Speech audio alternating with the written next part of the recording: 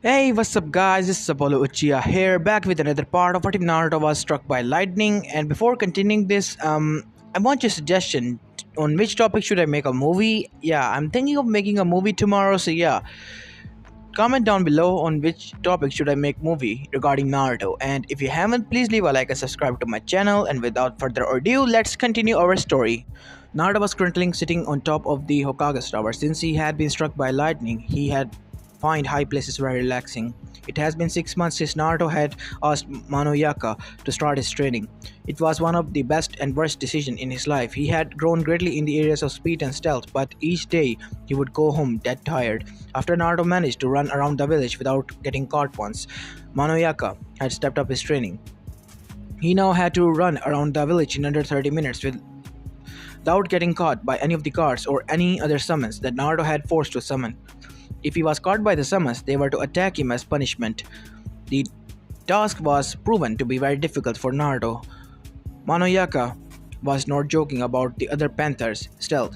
Naruto used to go home each day with claw marks and scars running across his skin. Fortunately, Kyuubi managed to heal him. Other than his stealth and speed, Naruto had also improved in his electric powers. He was now able to slightly reduce and greatly increase the size of his electromagnetic field. This allowed him to attract different types of metals and stop them just inches from his body. Naruto also had started to learn techniques based off of his electricity. He was just starting to be able to manifest the electricity into his different shapes. He was currently trying to manifest it into a whip. Naruto had also made a little progress with his sword. Manoyaka managed to teach Naruto the basic stances that any Kenjutsu users needed to know. She had also taught Naruto to channel his chakra into the sword. Naruto was now just using his sword in his taijutsu. Of course, Naruto learned all of this outside of the academy. To Naruto, the academy was an entire waste of time. He had learned nothing that pertained to him becoming a better ninja. All he learned was basic history, math, and science. But unfortunately, Naruto had to attend it to appease Hiruzen. The only thing that was bad with Naruto was Kyuubi. He would constantly talk to Naruto through their mental link. These talks would usually include Kyuubi trying to convince Naruto to destroy the village and kill the villagers, or how he was going to tear him limb from limb as soon as he escaped. Today was October 10th. It was Thursday, but Naruto was out of school. It was because today was the celebration of the defeat of the Kyuubi. Later that afternoon, the villagers would throw a festival celebrating the fourth Hokage and his victory over the Kyuubi. Now, most people in the village enjoyed this festival. Unfortunately, Naruto was not one of these people. He was banned from attending the festival, and if he did, bad things happened. Let's leave it there. But today was different from Naruto, unknown to most people. October 10th was Naruto's birthday. Usually, Naruto would lock himself in his room at the orphanage while the festival went on. But today, Naruto was actually attending a party thrown by Hiruzen. This was his first party, and he was really excited. Naruto continued to stare down on the villagers as they continued to prepare for the festival. It seemed like this one was going to be very wild. 6 hours later, adult dancing, children laughing and playing, shinobi drinking, and everyone was having a good time. The streets of Konoha were filled with joy. Today was their celebration to the defeat of the Kyuubi no Kitsune. Mirth was all around the village as different acts and plays dissipated the defeat of the Kyuubi, each one more outrageous than the other. It seems like everybody in the village was outside enjoying themselves. But that was not true. Three individuals were in the Sarutobi clan home. These three individuals were Hiruzen Sarutobi, Hasuma Sarutobi, and Naruto Uzumaki. These three were currently celebrating Naruto's birthday. Make a wish, Naruto-kun. Hiruzen said. I wish I could kill you right now, Kyuubi said through a mental link to Naruto in his mind. Shut up, it's my birthday, Naruto thought. Naruto closed his eyes and blew out his 6 candles. Asuma was with Hiruzen, imploring him. Then they presented the two presents they got him. Here you go, Naruto-kun, Hiruzen said. Naruto took the small box and unwrapped it carefully and slowly. He didn't want it to break because this was one of his first presents he had ever gotten. After unwrapping the box and opening, Naruto took out two gloves. Well, they were more like gauntlets, considering the fact that it was mostly metal. These are the type to help you with your electric powers. The metal is highly sensitive to metal, so when you punch with them, you can channel lightning chakra through them.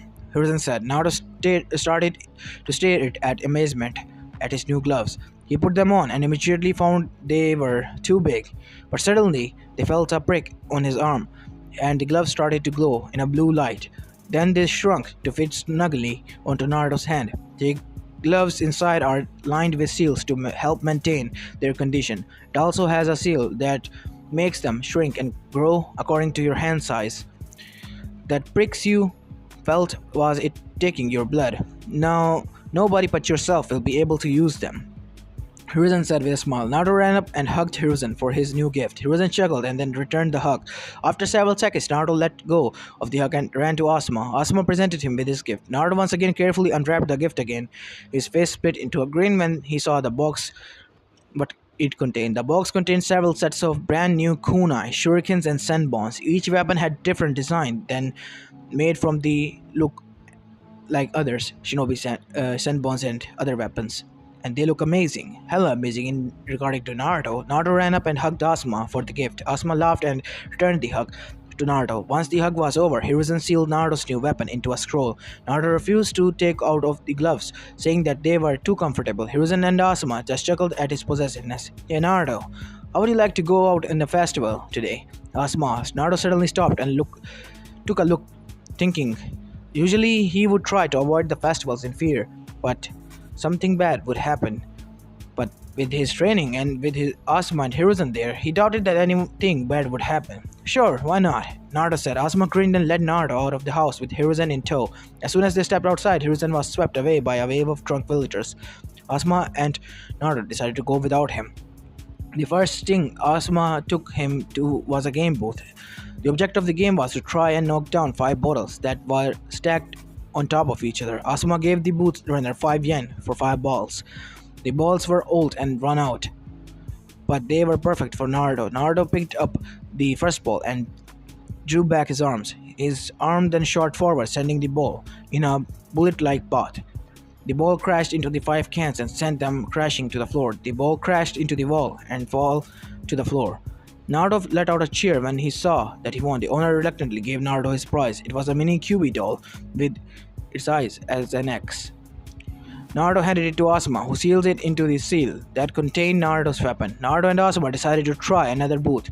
When they arrived, Asuma once again paid the man. They ran the booth. The man was about to give Naruto the darts, but then got a closer look to his face. He immediately put the darts down and threw the money back at Asuma.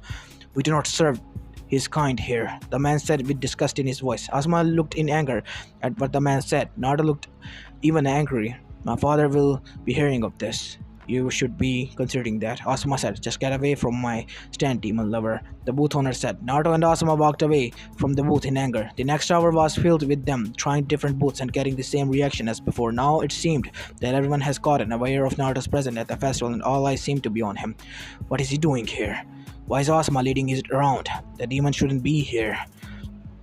These were just normal whispers that managed to reach in Naruto's ears. And you wonder why I want to kill them, QB said. Naruto was progressively starting to regret coming to the festival. It had started off great with him winning his first game, but now the villagers were throwing him harsh glares.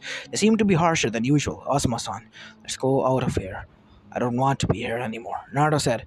Asuma looked down and frowned when he saw the upset look on Naruto's face. He slowly nodded and started to lead Naruto back to the shinobi compound.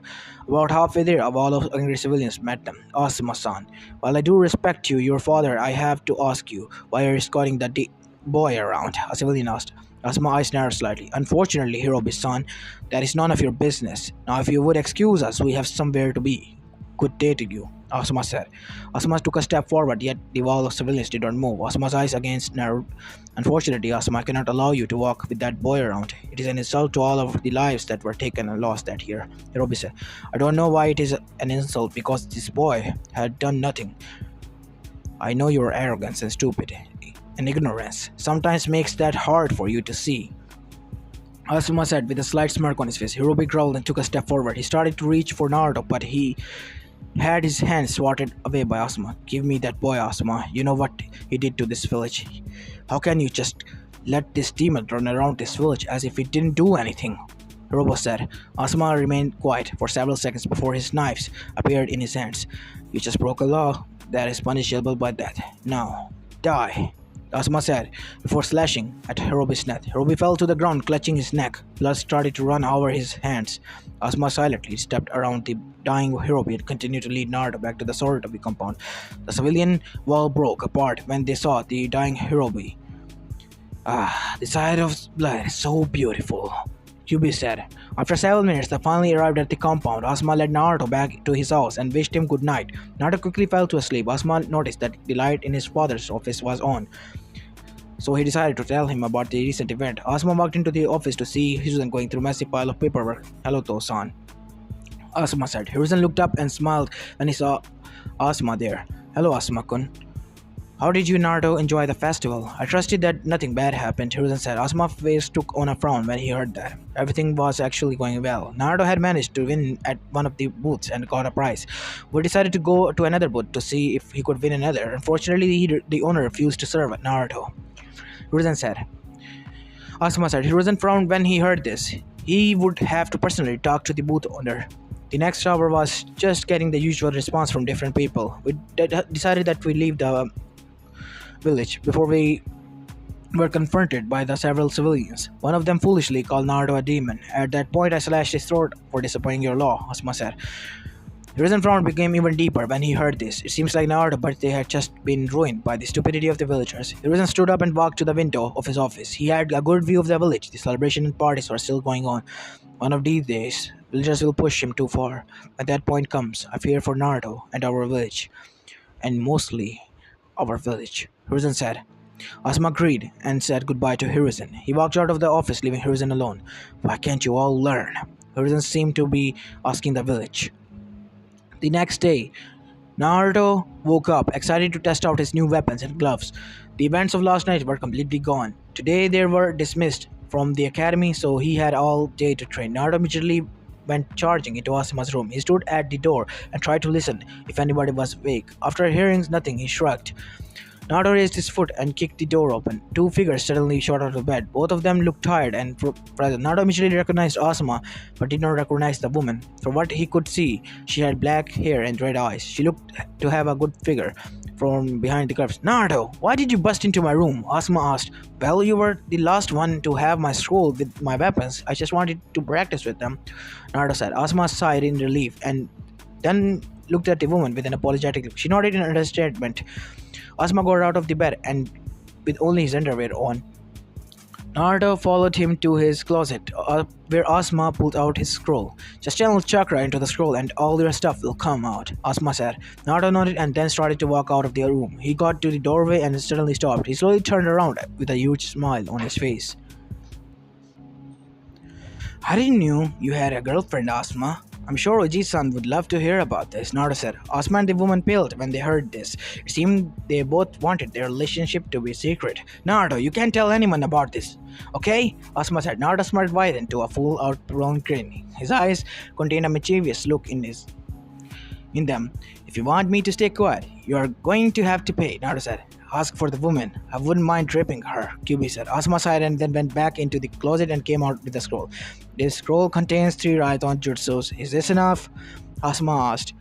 Asuma got his answer when Naruto snatched the scroll out of his hand and bolted out of the room. Have fun with Kunai-chan, Asuma. Naruto shouted out of the hallway. Asuma sighed and then jumped back into the bed. Kunai still seemed to be shocked at Naruto's appearance. So that's Naruto, Kunai said in shock. Asuma nodded. He seems very hyper, Kunai said. Asuma nodded again in agreement with Naruto. Naruto ran up to the top of the buildings from Konoha. Today he was free from training from Mayonaka. It seems like the Jaguar clan was having a meeting, so Naruto was trying to find a place to train with his new powers. Keep going straight, Kyuubi said suddenly. Naruto seemed confused at the sudden talk, but nonetheless decided to follow it. He continued going straight. As he continued, he noticed that the buildings seemed to become less and less frequent. After 5 minutes, Naruto finally arrived at the location. In front of him stood a gigantic gate that seemed to run along a mile. What is this place? Naruto asked to himself. This is the Forest of Death. The plant and wildlife have grown to massive proportions due to Hashirama's residual chakra. When I attacked 6 years ago, my chakra sped up. The process of the animals in here should be extremely dangerous. This is your survival training, Kyubi said. Naruto gulped in fear when he heard this. Now Naruto was confident in his skills to a certain extent, but now he was about to face animals and creatures that he knew had been infected by Kyubi's and first Hokage's chakra. This was going to be hard. Well, get in there, brat. No time like today, Kyubi said with a mirth in his tone. Naruto groaned and then jumped over the massive fence. He landed on the ground, crouched in a defensive position. He stood still as his eyes tried to take in as much as they could. Once he made sure nothing was about to attack him, his stance relaxed. Naruto slowly began to walk through the forest. He could hear the wildlife around him but couldn't see them. He could also see the effects of Kyubi and the first Hokage chakra. He could see gigantic spider webs and bird nests, squirrels the size of the man's squared along with the forest floor. It was very weird for Naruto. Naruto was still making his way through the forest when he heard a crack from behind him. He turned around quickly and saw a gigantic spider flying towards him. Naruto used his speed to slide under the gigantic spider. The spider landed and then turned around to Naruto. Naruto could see all 8 eyes of its eyes staring at him intently. Naruto grinned and then held up his gloves. Sparks started to come out of his gloves and himself. The spider let out a hiss before flying back to Naruto. Naruto stood still and waited for the spider to get close. He quickly sidesteps it and punched the spider in its body. The spider went flying sideways into a tree. The spider wobbled back onto its feet and seemed to be dazed. It shook its head before suddenly sent a spider web at Naruto. Naruto, surprised by the speed of the spider web, took a direct hit by it. The spider web roughly slammed him into a tree and stuck him to it. The spider began crawling towards Naruto while Naruto struggled to escape. The spider finally got close to Naruto and opened its mouth to eat Naruto. Naruto could see the row of teeth and the spit that was coming out of the spider's mouth. Naruto started to grunt as he channeled chakra around his body. The sparks started to come off of his body more visibly. Suddenly the web burst forward and a flash of heat and electricity. The spider let out a hiss as it was hit by the heat and electricity. Naruto fell onto the ground as he was freed from the web. He walked up to the slightly smoked and twitching spider. He walked up to the spider and raised his hand. He slammed it into the spider's head, ending its life. Naruto stood up and sighed. He was glad that this was over. Naruto suddenly gasped when he heard several hissings from behind him. He turned around and saw over 20 spiders heading towards him. Naruto gulped when he saw this massive amount of spiders. I bet you planned this, Naruto thought to Kyubi. Maybe. Kyubi said teasingly. Why does it have to be spiders? Why can't it be butterflies or flowers? Naruto said out loud. Naruto started to channel his chakra to his hands and charged at the spiders. The spiders all hissed out at him and started to charge at him. Naruto reached the first spider and spanned an uppercut that launched the spider into the air. Naruto immediately had to dodge several balls of webs and that was sent towards him. Naruto ducked and rolled as ton of spider webs were sent flying his way. He stood out of his roll and raised his hands. A lightning bolt came flying out his hand. The lightning flew through the air and hit a spider. The spider fell to the ground, dead. Naruto unsealed his new kunai and held them into his hands in a defensive position. Several spiders were running towards him. Naruto threw the kunai and they flew through the air. The kunai hit the spider and sent them to the ground. They slowly got back up and continued running towards Naruto. But meanwhile, Naruto was going through the hand signs. Lightning release. Chain lightning. Naruto yelled out. Naruto raised his hands and a bolt of lightning shot out of the gloves again. It hit the nearest spider right where its kunai had hidden the spider. It fell to the ground twitching. Instead of stopping there, the lightning continued to grow and spiders were electrocuted. The lightning continued this pattern before it discharged when there were no more remaining spiders. Naruto huffed and looked at the remaining spiders that all seemed really pissed at him. He smiled and then started to taunt the spiders. What? Are you too scared now? These spiders are so pathetic, Naruto said. The spiders stood still as Naruto continued to taunt them. Unknown to Naruto, their queen spider was currently standing behind Naruto. Naruto had just killed some of her children.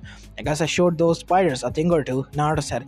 The queen spider's shadow slowly consumed Naruto. Naruto remained unaware of the danger. Naruto heard a giant hiss come from behind him. He slowly turned around to see a humongous spider. It was bigger than all of the rest of the spiders. Aw, shit.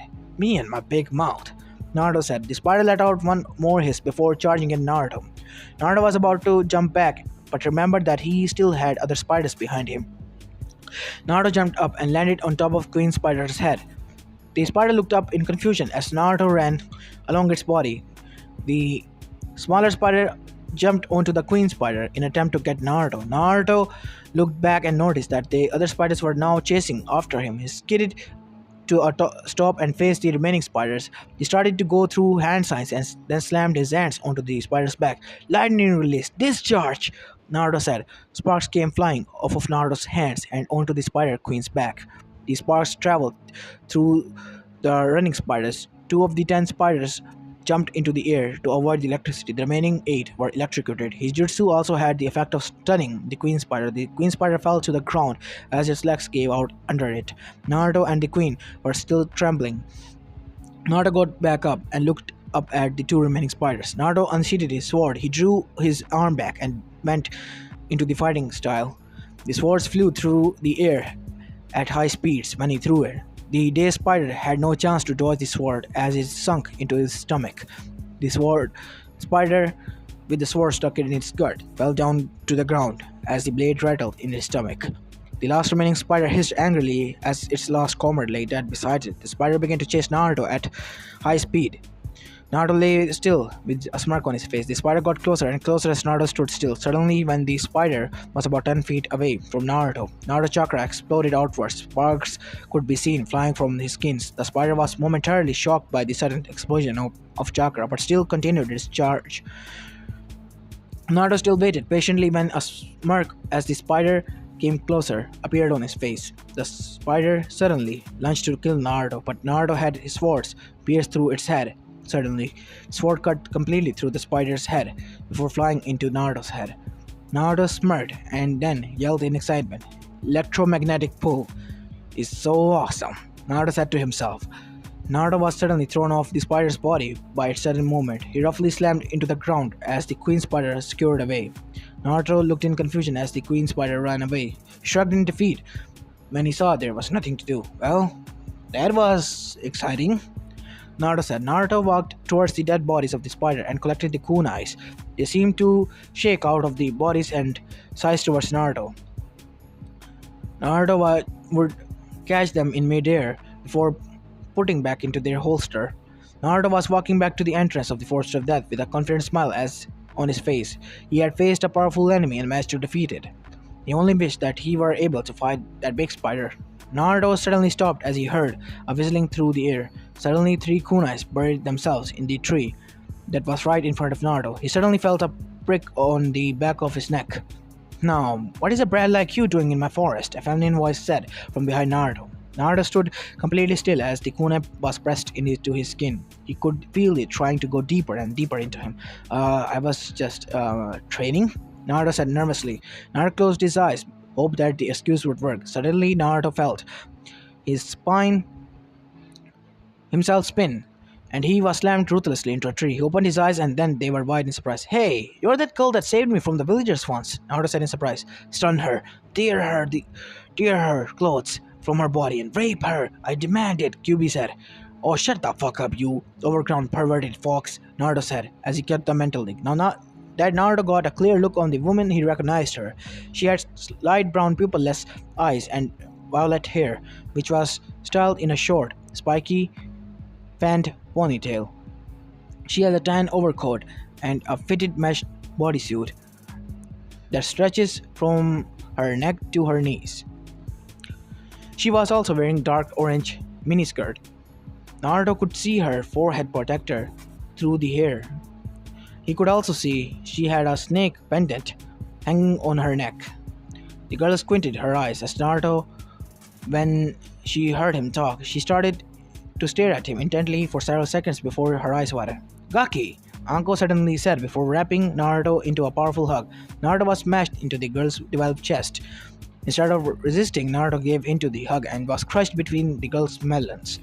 After several seconds of torture pleasure for Naruto, the woman released Naruto for the hug and held him from arm's length. I haven't seen you since that day I saved you. Have you gotten your ass kicked lately? Anko asked Naruto. Naruto chuckled at the light insult. Actually, no. I have been training, so that won't happen again. If I do say so myself, I think I'm pretty strong than I used to be. Naruto said with a proud look on his face. Uncle laughed and let Naruto fall to the ground. She then looked at the bodies of the dead spider and whistled in appreciation. It looks like you did a number on the spiders over there, Anko said. Naruto puffed his chest out in pride when he heard Anko regarding his work. So, Gaki, do you have anything planned for today? Anko asked with a mischievous tone. Actually, after fighting these spiders, I am pretty much done for the day. Naruto said in a tired tone. Anko's face suddenly took a massive grin before grabbing Naruto's arm and running through the forest while dragging Naruto with her. Well, you are treating me to Dango then, Anko said. Naruto sighed and decided to just go with the flow. 10 minutes later, Naruto looked in amazement as Anko wolfed down plates of Dangos. It was almost on par with the amount of ramen he could eat himself. Anko finished the last stick of the dango on her plate before sitting back with a content smile. She suddenly shot back up and looked at Naruto with an intense look. So, how have you been, Gaki? I have heard you messed up some Ghanins and civilians. They're really impressive, coming from a brat like yourself. If I say so myself, that is, Nanko said with a smirk on her face. Naruto grinned in pride when he heard the news. Well, this brat you're looking at is going to be the strongest ninja in the world soon. Believe it, Naruto said. Anko laughed at Naruto's bold proclamation. The two then sat there, talking for an hour, enjoying themselves. Suddenly, three ninjas entered the dango stand. Each one of them were Genin and seemed to be Anko's age. They all walked up to the bar and started to order dango. While waiting, they turned around to look who was in the bar. Their eyes fell onto Anko and Naruto, and they smirked. They collectively got up and approached the table. Naruto and Anko were still talking and eating dangos, unaware of the three approaching Genins. The three Genins arrived at the table and stood in front of it. Naruto and Anko still talk, unaware of the presence of the three Genins. One of the Genins started to get impatient and slammed his hand on the table. Hey, snake bitch. I knew you didn't have any friends, but I never knew you would stoop so low to hang out with a demon. The Genin said, are you going to let these idiots insult your women? QB said. Naruto and Anko looked up at the obviously stupid Genin. Anko's fist clenched when she saw whom it was. Kenchi, leave me the fuck alone, Anko said. The newly named Kenchi laughed at her anger. He then leaned down and started to talk into the Anko's face. What are you going to do about it if I don't? You know you can't hit me. You traitor of a master made sure of that. All you can do is cry and sit down like the bitch you... Kenji was interrupted by Naruto's fist into his face. He was rocketed out of the stand into the streets. Don't you ever talk about Anko-chan like that, Naruto said in a quiet, calming tone. The two remaining Genins looked shocked at Naruto's crackling fist with electricity. The two snapped out of their shock before pulling out their kunais. Naruto grinned and increased the chakra. The two Genins started to shake in their hands. The kunai flew out of their hands and onto Naruto's hands. Naruto smirked and they dived at the two Genin. One of the Genin was still in shock that his kunai was now in Naruto's hand. This caused him to get a cut along with his wrist.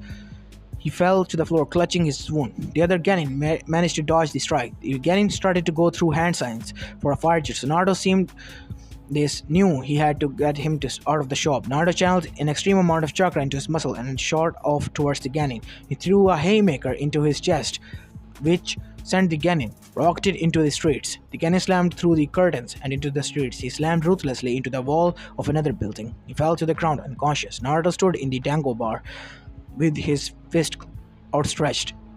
When he heard the satisfying crack of human against wall, Naruto relaxed. He was suddenly swept up into the arms of Anko. Ah, my little hero saved me, Anko said with a sweet tone in his voice.